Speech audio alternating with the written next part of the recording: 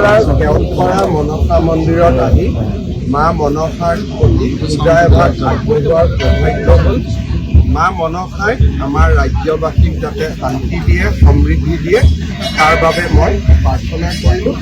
আৰু মই ভাবোঁ যে মা মনসাৰ আশীৰ্বাদত আমাৰ ৰাজ্যখন দ্ৰুত বিকাশ আৰু প্ৰগতিৰ পথত আগবাঢ়িব। কেইটামান সমস্যা আছিল, মই যিখিনি পাৰোঁ মই কৈ দিছোঁ, আপোনালোকে সুধি ল'ব।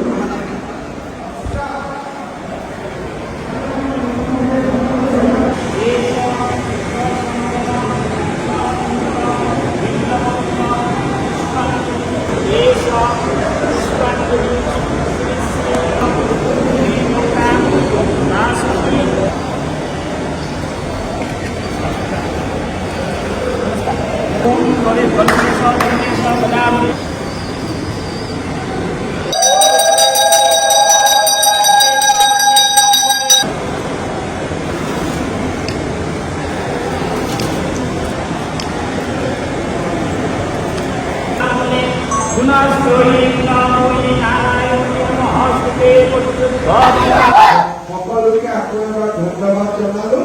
মা মনসাই সকলোৰে ঘৰত সুখ, শান্তি আৰু সমৃদ্ধি আনি দিয়ক, তাকেই প্ৰাৰ্থনা জনাই মই মোৰ বক্তব্য সামৰিছোঁ।